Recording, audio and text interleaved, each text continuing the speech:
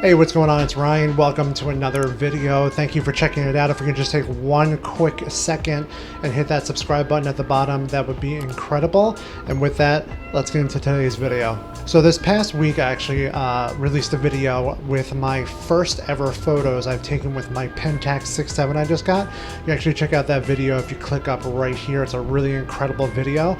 I went out to South Hole, Long Island, all the way out east on Long Island, where there's some beautiful beaches out there, and did like a vlog style kind of video day. I'm going to start doing more of those, and this is my first experience doing it, so I hope you like it, and I really hope you like the photos that I took.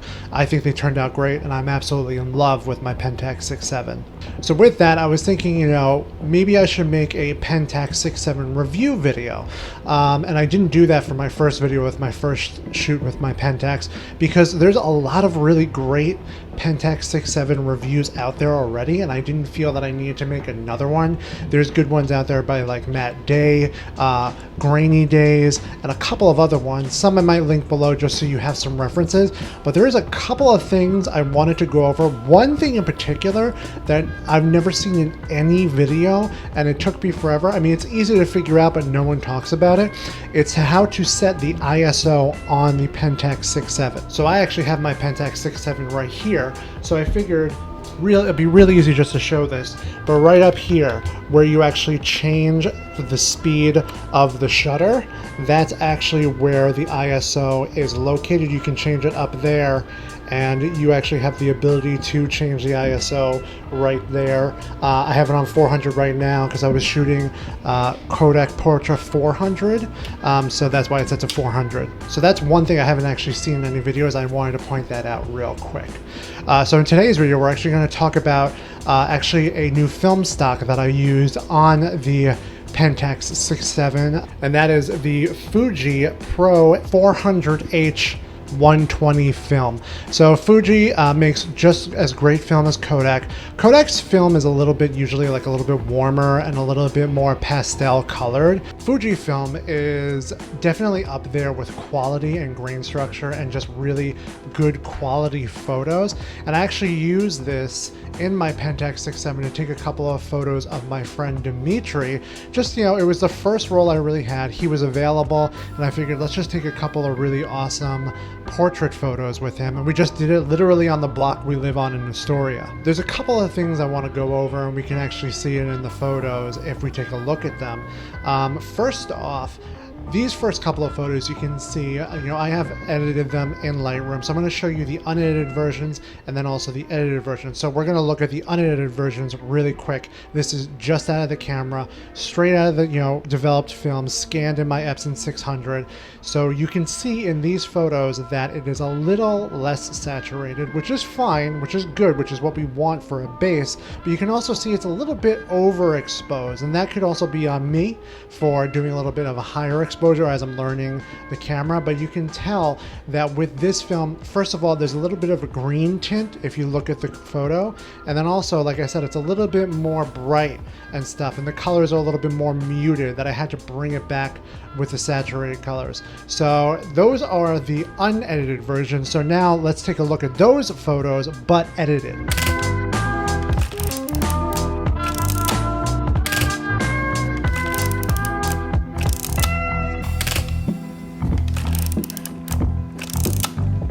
And then these next couple of photos, you can see that, you know, it's got really good grain structure. Fujifilm is really great because Kodak is really, not really expensive, but a little bit more expensive for film stock. I mean, film nowadays is getting expensive, and then also getting it actually developed can be a little expensive as well. So Fujifilm makes a really great alternative in this Pro 400H format.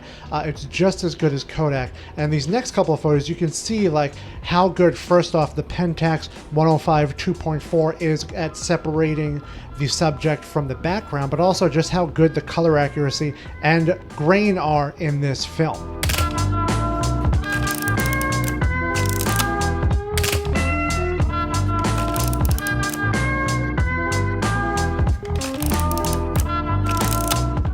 But one photo I did struggle a little bit with, and I'm not sure if it's something that has to do with the development or maybe even my editing style, but one photo really gave me a little bit of a challenge, and it's this photo of Dimitri's car. So I had him sit on his car first for this really cool portrait.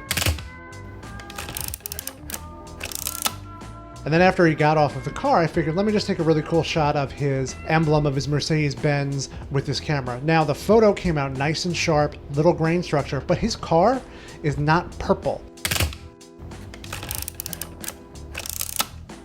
It's like a maroon. And yes, I'm sure there's settings in Lightroom that I'm just not messing with in the color saturation, but I feel that also, since Fujifilm shoots a little bit more cooler and almost a little bit more green, it was harder to get it to a more accurate maroon color, and it came out a little bit more purple. Now this film is really good for things like landscape, but it really shines for portraiture, and that's why I shot it with Dimitri. Also, one big great thing about Fujifilm is, and all my Kodak Portra fans out there will know, when you're done with the roll, it has a sticky tab so you can stick the roll together instead of having to lick that gross envelope tasting sticky tab on Kodak Portra 400 and the Kodak Portra line. So Fujifilm, thumbs up for that, for giving us a sticker so we don't have to lick it. Plus, I don't know if anybody else thinks this, but I really like their packaging. That might just be me, but there's something about this that it looks like a candy wrapper to me with the purple and the white, where the Kodak is like that basic orange. I don't know why, I just really like their package design for this and the color scheme. I don't know, maybe that's just me, but I dig it. But all in all, like, I wanted to show these photos off. Again, wasn't really looking to do any sort of Pentax review. Wanted to talk about this film, so this video is mostly about that film. I just wanted to talk about that one Pentax thing about the ISO location.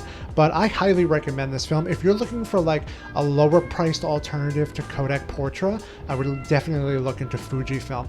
They have years of experience. They have a wide variety of different film stocks for 35mm and for 120, and the photos speak for themselves. I mean, these photos came out really good. They're just as comparable as to Kodak Portra, and I like it. So go check it out. You can get a B&H, Adorama, Amazon, everywhere online. It is definitely good if you want to save a little bit of money on film but not lose it on quality. So I hope you enjoyed this video. I hope you liked the photos. Big thumbs up, like, subscribe, remember to just shoot, and I'll see you on Friday with a new video.